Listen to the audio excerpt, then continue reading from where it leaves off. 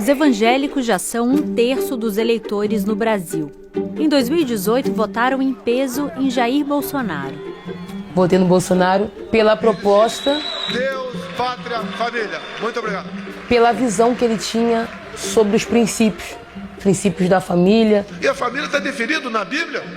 Não tem emenda à Bíblia. Mas a entrada de Lula na corrida presidencial pode rachar o voto evangélico. Ele, na cabeça dele, acha que arma resolve o problema de todo mundo. Um doente. O Estado pode ser laico, mas Jair Bolsonaro é cristão. A gente deveria criar na televisão do PT um momento evangélico. E as mulheres são a maioria, quase 60% dos evangélicos no Brasil. Não tenho dúvida que elas são o voto que define essa eleição.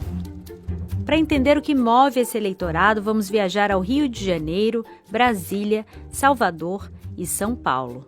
Até pouco tempo, muita gente achava que os evangélicos votavam em bloco, seguindo a orientação dos pastores ou movidos por questões mais ou menos homogêneas. A eleição de 2018, com um apoio maciço a Bolsonaro desse segmento, impulsionou essa visão. Mas as eleições desse ano mostram um quadro bem mais complexo. Diferentes interesses e prioridades estão em jogo. Eu vou falar com mulheres evangélicas que continuam apoiando Bolsonaro e outras que mudaram de opinião.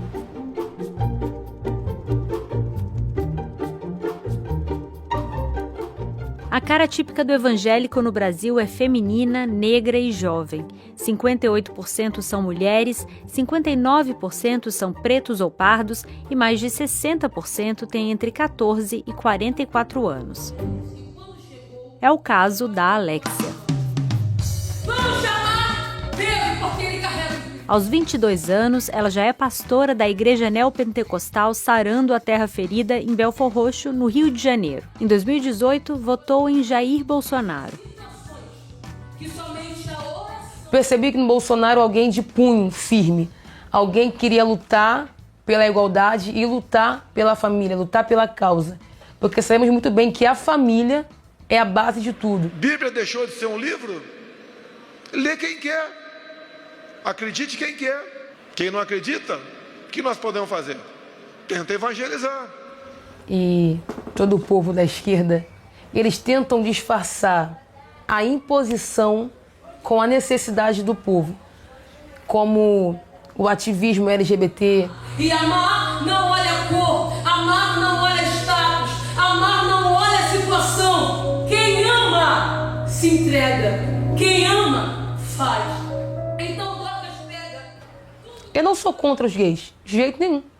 Não apoio a prática, não apoio a prática. Uma coisa é alguém agredir o outro pelo que a pessoa é. Isso ali é homofobia. Eu não aceitar não é homofobia. É um direito que eu tenho. Alexia, você fala muito sobre o direito de professar a sua fé, ser quem você é, defender o que você quer defender. Você não acha que um casal gay deveria ter o direito de casar e ser quem eles são? O problema do impor está onde? Aonde a outra parte não aceita. E eles vão tentar vir falar que nós somos obrigados a aceitar. Eu não sou a favor do casamento gay, não sou a favor disso. Por respeito, quem sou eu para falar alguma coisa? Mas se for me pedir uma opinião ou me perguntar, não apoio, não sou a favor. Você tem um potencial dentro de você. Você tem poder de influência. Influencia dentro da sua casa, da sua empresa, onde você passa. Essa é Raquel Prado, de 40 anos. Ela é pastora há mais de 20 anos e roda o país pregando para centenas de pessoas. Fomos a Taquara, no Rio de Janeiro, para conversar com ela.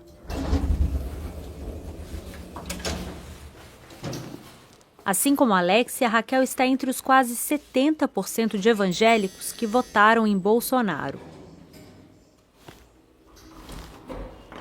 Olá!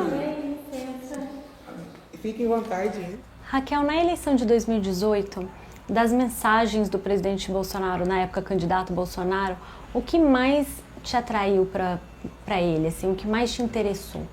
Não foi por ele ser um militar, não foi porque eu queria como é que eu vou dizer, o exército na rua, né? Não foi porque ele falou que, não, vamos defender para ter arma liberada dentro de casa, não é? Foi o que ele, dentro de todo o nicho que ele defendeu, o que ele propôs é a preservação da família e Deus acima de todos, ou seja, o princípio da palavra de Deus.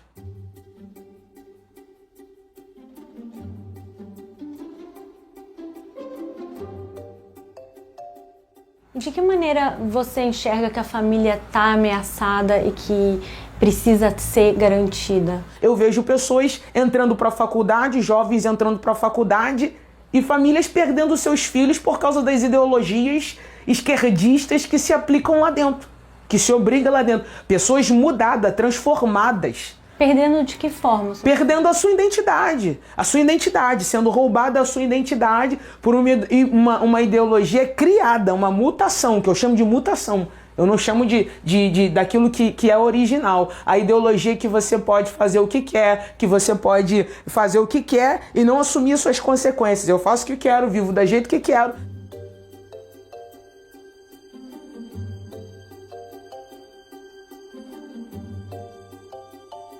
Essa é a antropóloga Jaqueline Teixeira, professora da Universidade de São Paulo e autora de vários livros sobre igrejas evangélicas. A gente foi tentar entender com ela como a campanha de Bolsonaro em 2018 mobilizou o voto de mulheres como Alexia e Raquel.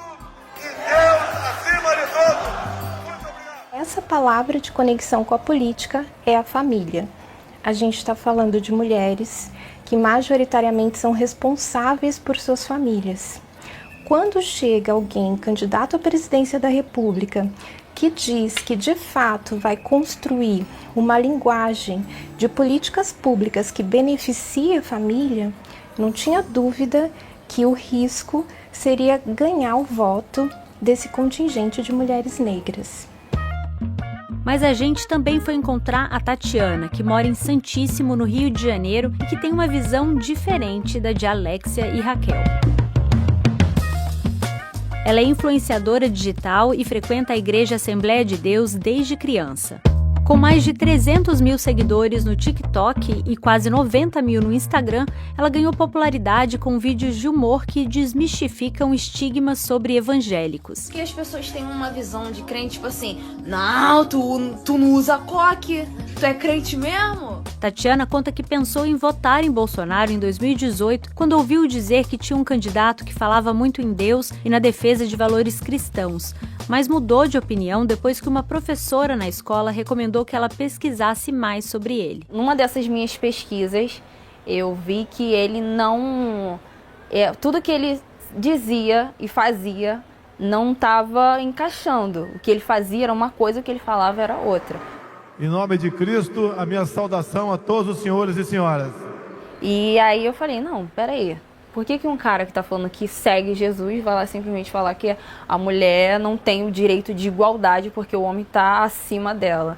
Não é assim, Jesus não pregava sobre isso, entendeu? E aí eu fui construindo essa minha opinião, fui vendo que realmente ele se contradizia demais, ele não vivia o que ele mesmo falava. Deus enviou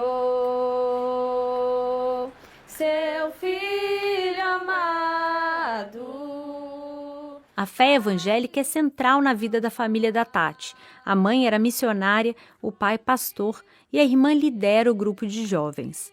O que você está procurando nesses candidatos? Que tipo de ações ou promessas seriam relevantes para você? O que eu procuro num candidato, principalmente nesse ano, é alguém que queira realmente mudar o quadro que está o país, porque literalmente virou um caos. As pessoas estão comprando osso para comer em casa, isso é desumano real. Eu não acho que um bom candidato olhe essa situação e fale, não, beleza, é o que realmente tem, então vai ser isso. Não, uma pessoa que fica indignado por conta disso, porque tem muitas pessoas por aí que estão sendo realmente esquecidas por ser preto, por ser pobre, por não ter as mesmas oportunidades e tudo mais. Você já decidiu em quem votar nessa eleição? Ainda não decidi, mas quem eu tenho em mente é o candidato Lula. Aqui não há divisão, aqui não há divergência, todos nós somos unidos em um só propósito, em uma só opinião. Senhor, eu quero te agradecer, pois quantas famílias, Senhor, estão rachadas, Senhor, quantas famílias estão divididas, Senhor, por opiniões políticas diferentes, Senhor. Pai, mas eu quero te agradecer. Bolsonaro venceu o segundo turno da eleição passada com uma diferença de 10,7 milhões de votos contra o candidato do PT, Fernando Haddad. Segundo especialistas, foram os evangélicos que fizeram a diferença. Deram a Bolsonaro 11 milhões de votos a mais que a Haddad. Acredita em Deus, Ele nos salvou. A professora da USP, Jaqueline Teixeira, lembra que durante a campanha eleitoral daquele ano foi propagandeada no meio evangélico a ideia de que a existência de igrejas evangélicas estava em risco no país, dependendo de quem fosse eleito. Uma coisa que foi muito difundida para além da pauta da moralidade na época, essa ideia de que um governo petista, um governo nas mãos do Lula, faria com que a fé evangélica, com que a fé cristã fosse proibida no país, corresse risco de ser proibida no país.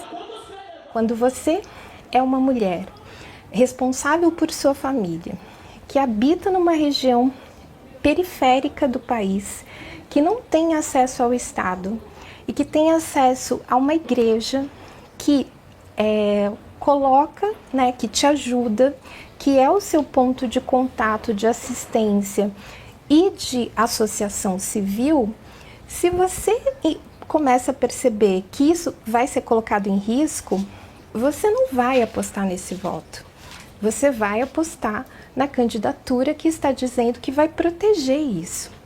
Essa foi uma jogada, né, do Bolsonaro que certamente garantiu que essas mulheres que não são bolsonaristas, que não se entendem como pessoas de direita, de fato apostasse, principalmente no segundo turno, no voto no Bolsonaro. Consciente que evangélicos voltarão a ser chave na eleição desse ano, Bolsonaro se mantém próximo de pastores como Silas Malafaia, da Assembleia de Deus Vitória em Cristo, e cumpriu a promessa de indicar um ministro evangélico, André Mendonça, para o Supremo Tribunal Federal.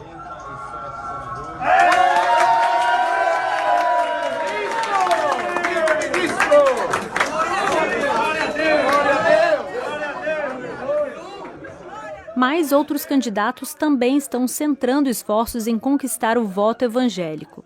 Lula, por exemplo, tem se reunido com pastores e eleitores cristãos. É para consertar esse país que nós precisamos de evangélicos, de mulheres e homens, de todas as religiões, porque esse país só tem jeito com o povo participando.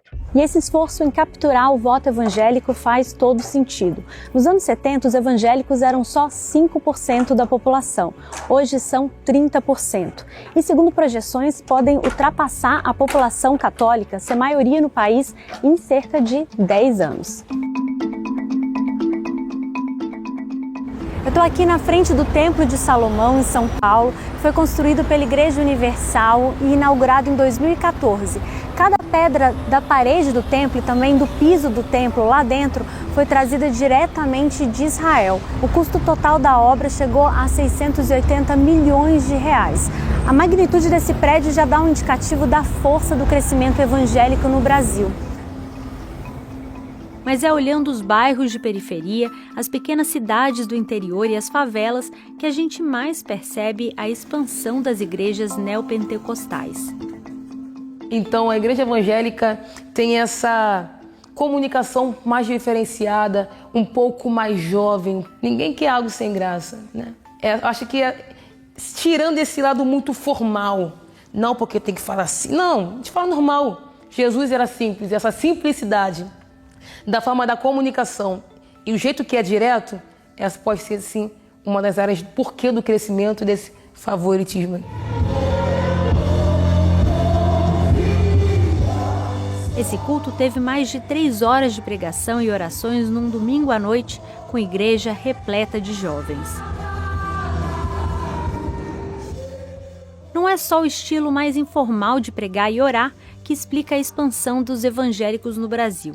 A facilidade de abrir igrejas é fundamental. Qual é a característica da igreja evangélica? Principalmente o pentecostalismo e o neopentecostalismo. Não tem necessariamente uma necessidade de você ter um padre ou um bispo, um arcebispo. Se você tem uma garagem, se você tem um grupo de pessoas que está interessado, você abre uma igreja. A gente tem um conjunto de programas na educação, na saúde, que são católicas, e os evangélicos passam a fazer isso também, só que nas periferias, né, nos lugares em que esse modelo de gestão do catolicismo nunca permitiu com que a Igreja Católica chegasse de fato. Ana Carolina, evangelista, estuda o crescimento de igrejas pentecostais no Brasil e sua influência política há mais de 15 anos. Eu quero entender com ela se é realmente possível falar em voto evangélico. O voto evangélico como um bloco, como um homogêneo, não existe, mas é um segmento da população que não é impossível se desconsiderar. E é importante levar em conta, a maioria católica brasileira era não praticante. E agora a gente está falando de um cenário no Brasil onde cresce a população evangélica e ela é de característica mais praticante. Ou seja, ela frequenta mais templos religiosos e ela fala mais, ela mobiliza mais a sua identidade religiosa fora dos templos do que os católicos. Segundo as últimas pesquisas de intenção de voto, a maior parte dos homens evangélicos continua votando em Bolsonaro. Já as mulheres começam a transferir os votos para outros candidatos, principalmente Lula. A pastora Jaqueline Rolim, de Brasília, faz parte dessa estatística. Venho publicamente pedir perdão pelo meu voto equivocado nas últimas eleições para presidente da República no Brasil. Em setembro de 2021, ela postou esse vídeo nas redes dizendo que se arrependeu de ter votado em Bolsonaro.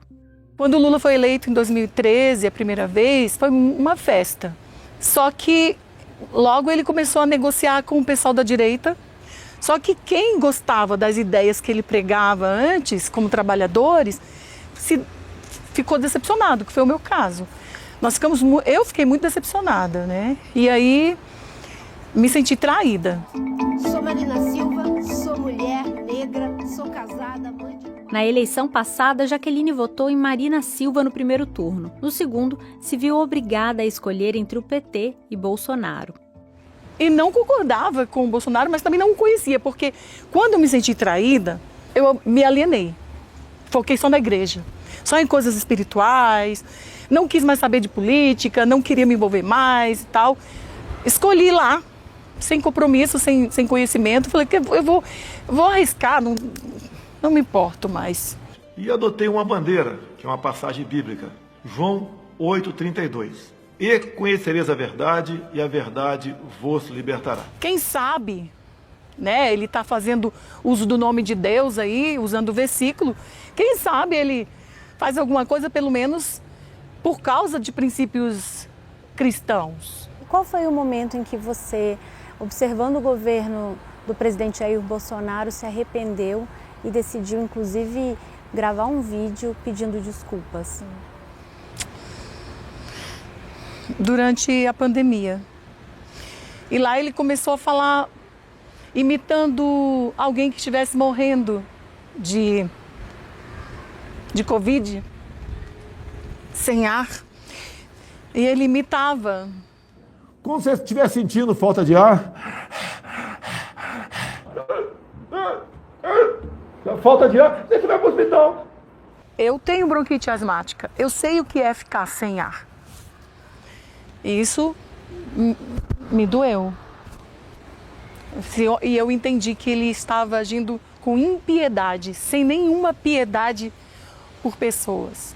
Egoísta e anticristão totalmente. Jaqueline agora diz que vai votar em Lula. Minha irmã me chamou de comunista no WhatsApp, ficou escandalizada porque alguém viu e falou com ela.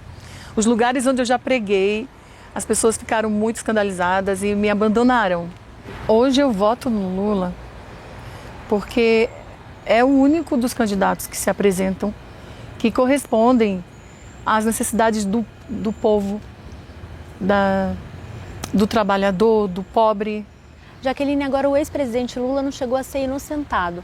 O Supremo não analisou as provas e decidiu que Lula não cometeu os crimes dos quais ele é acusado. Decidiu que ele tinha que ter sido julgado em outra jurisdição, não na vara de Curitiba, e que o juiz Sérgio Moro não foi imparcial. Você se sente mesmo assim confortável em votar nele? O nosso sistema político é todo corrompido. A gente sabe disso. E foi a minha maior decepção quando já adulta, né, percebi isso. Mas o Lula é o único cujo projeto de governo foca em se preocupar de fato com as minorias. Isso que mesmo que no governo dele tenha havido motivo para que eu me decepcionasse, ele tem essas práticas, ele se preocupa com o jovem, ele se preocupa com o jovem pobre da periferia. Agora, o que explica esse fenômeno de homens continuarem com Bolsonaro, enquanto mulheres como Jaqueline começam a transferir votos para outros candidatos? De alguma maneira, né, o Bolsonaro e essa imagem que o Bolsonaro constrói, que o bolsonarismo constrói, ela se conecta com alguns pontos de um modelo de masculinidade, né? Então, a arma na mão, o revolvinho, o modo como o Bolsonaro fala determinadas coisas, a irreverência, né? Uma espécie de uma irreverência para lidar com protocolos, com a própria posição. E tem uma outra coisa, e aí especificamente relacionado aos homens evangélicos, que é uma configuração teológica que está relacionada a essa ideia de que quanto mais a pessoa é imperfeita e quanto mais ela é incapaz, mais ela vai fazer porque Deus vai usá-la. Bem, vamos receber o presidente do Brasil. Essa narrativa de que Deus usa os incapazes como instrumento da vontade dele e que os humilhados serão exaltados está presente em várias passagens bíblicas. E essa mensagem foi explorada pela campanha de Bolsonaro. Pouco depois de vencer a eleição, em 2018, ele participou de um culto com Silas Malafaia, da Assembleia de Deus, e disse: Eu tenho certeza que não sou o mais capacitado, mas Deus capacita os escolhidos. As mulheres, por sua vez, elas têm um outro conjunto de questões. As questões delas estão relacionadas às responsabilidades familiares e às responsabilidades com a sociedade civil. Ali, em 2019, nas pesquisas de opinião que a gente rodou, a gente já via que várias mulheres evangélicas estavam se distanciando e já arrependidas por terem votado no Bolsonaro, por conta da pauta armamentista e da centralidade da pauta armamentista. Os homens não, eles já se sentiam mais confortáveis em relação a isso.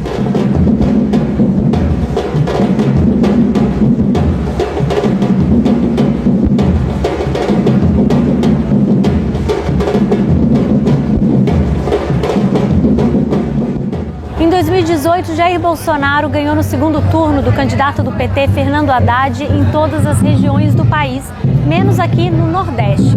Eu estou em Salvador, na Bahia, para conversar com a Luciene, de 49 anos, que frequenta a Assembleia de Deus. Na eleição passada, diferentemente da maioria das pessoas na Bahia, ela votou em Bolsonaro. Na pandemia, ficou frustrada com a postura do presidente diante das mais de 660 mil mortes por Covid no país. Como o presidente de uma nação, ele podia usar a mídia, pelo menos para dar um conforto. Isso eu fiquei triste, sabe? Porque muitas das vezes uma palavra, você está sofrido, você está machucado, lhe traz esperança. E muitas das vezes a gente se sentia abandonado, tipo solto, como se a gente não tivesse ninguém por nós. E muitas das vezes a gente sentia como se ele estivesse legislando contra nós, brasileiros, ele sendo o nosso presidente. O que é? A gente ultrapassou o número de mortes da China. O Brasil E daí? não vai. Lamento. Quer que faça o quê? Eu sou Messias, mas não faço milagre. Como muitos brasileiros, Luciene chegou a depositar as esperanças na chamada terceira via, para evitar votar novamente em Bolsonaro ou transferir o voto para Lula. No início, eu fiquei esperando para ver se aparecesse a terceira pessoa, a quarta pessoa que viesse trazer, eu não digo nem propostas novas, para lhe ser sincera, mas que me trouxesse uma confiança de que eu abriria a mão de um desses dois e votaria nele. Essa é a questão. E essa pessoa não apareceu? Não. Não. No momento, não. Você olha você conversa, você pesquisa, você não vê algo que de fato lhe estimule a mudar. Luciene diz que vai repetir o voto em Bolsonaro. Assim como Alexia e Raquel, ela menciona a promessa de proteção à família como razão principal para isso. E de uma forma ou de outra, se é verdadeiro nele ou não, ele fala de família. Você não vê nenhum outro candidato se posicionar em relação à família. Luciene mora com a mãe Edith em Salvador. Depois do culto, a programação é almoço em família na varanda. Onde família, para mim, é a base de tudo, sabe? Porque eu venho, como eu disse, eu venho de uma geração bença pai, bença mãe, né? Que hoje, infelizmente, a geração de hoje, às vezes acorda, não dá nem um bom dia. A preocupação em proteger a família é central na fala de todas as mulheres com quem a gente conversou, apesar de declararem voto em candidatos diferentes. É comum pensar que essa ideia está fortemente associada a uma oposição a direitos LGBTs. Mas o enfoque parece ser outro. Votar a família em primeiro lugar se traduz na prática em questões como violência, educação e saúde. Eu queria saber de vocês, assim, o que vocês gostariam, né, de ver em termos de promessas por parte dos políticos? O que preocupa vocês, que vocês gostariam de receber de um presidente, por exemplo? É acabar com essa violência, é só o que eu pedia. É isso. Porque tem muita coisa que acontece que não deveria acontecer. A saúde hoje é uma coisa que também nos preocupa. Saúde e segurança são as coisas que hoje nos preocupa bastante. Na verdade, é uma política de inclusão mesmo, para toda a sociedade, conservando os valores. Mas nossas entrevistadas falaram muito também do medo que elas têm de que na rua, na internet ou até na escola, as crianças possam receber conteúdos ou ensinamentos que façam com que deixem de ouvir ou respeitar os pais. Como se pairasse no ar um risco de perda de controle sobre a família. Essas mulheres, elas pensam uma ideia de respeito à família quase como uma coisa que ajude a pensar o respeito das posições das pessoas dentro do contexto familiar. Então, filhos que obedecem e respeitam os seus pais, coisas, por exemplo, que crianças de determinada idade não podem ver. E isso é muito instrumentalizado, tem sido muito instrumentalizado e foi muito instrumentalizado pela linguagem, né, e pela campanha bolsonarista em 2018, e a gente imagina que vai ser muito instrumentalizado agora também. Essa é minha colega Lebo de Seco, correspondente de religião da BBC. Ela me acompanhou nessa jornada e trouxe uma questão que mostra como mesmo entre evangélicas que votaram e continuam votando em Bolsonaro, como Raquel e Alexia, há muito mais diferenças do que muita gente imagina. So Bolsonaro says that there's no such thing as racism in Brazil. It doesn't exist. What do you think? Eu tenho 40 anos, vou fazer 41. Eu nunca sofri racismo. Ninguém na minha família nunca sofreu racismo por ser negro. Existe, mas eu não considero em grande proporção de verdade aqui no Brasil, não. Eu observo que ele tem essa visão. Ele não é negro. Ele nunca vai saber. É diferente. A visão dele é diferente. E só quem realmente é negro sabe que existe sim. E isso não pode ser negado.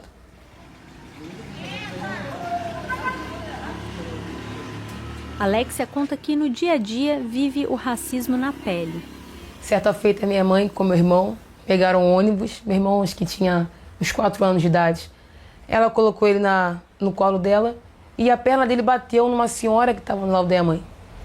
E essa senhora começou a falar: ai, tira esse garoto daqui, eu não gosto de gente negra, tira esse menino daqui. Ele encostou em mim, ele encostou em mim. Esse foi um caso de racismo que eu nunca pensei que viveria na minha casa. Eu confesso que veio uma revolta no meu coração junto com uma tristeza. E eu pensando e falando, gente, como que pode? Um mundo tão atualizado, com coisas tão atualizadas e a mente de algumas pessoas tão fechadas. So some people might find it a bit of a contradiction that you, as a black person, as a woman, voted for Bolsonaro. He's been accused of being racist and sexist. What do you say that? Claro que eu jamais iria aprovar alguém racista, de jeito nenhum. Mas como eu não vejo isso nele, então eu diria, vou seguir os princípios naquilo que ele tem, naquilo que ele segue. Durante a nossa conversa, Luciene falou muito sobre sua preocupação com o racismo e com a violência contra a população negra no Brasil. Ela disse que tinha ouvido falar de uma declaração controversa de Bolsonaro sobre quilombolas, mas nunca tinha visto o vídeo. Eu fui no quilombola em Eldorado Paulista. Olha, o afrodescendente mais leve lá pesava 7 arrobas. Não fazem nada. Eu acho que nem para procriadores serve mais. Mais de R$1 bilhão por ano gastado com eles.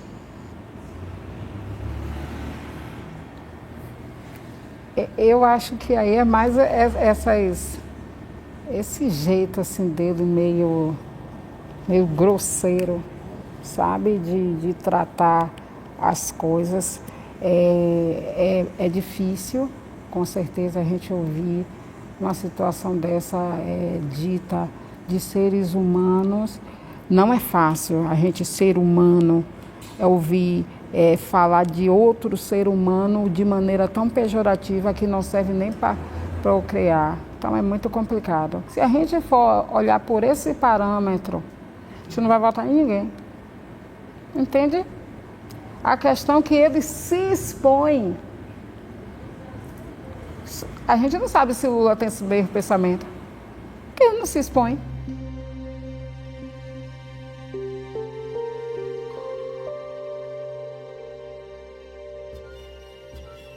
Por enquanto, os principais candidatos à presidência têm focado em firmar alianças com os líderes das grandes denominações evangélicas, e a maioria deles são homens e brancos. Mas é a conexão com as evangélicas que pode definir o resultado da próxima eleição para presidente. Nossos pastores procuram, se eu chegar para ele, procurar uma orientação, ele vai me orientar, ele não vai decidir o meu voto. Primeiro que o voto é meu, o voto é meu, eu faço com o meu voto o que eu quiser.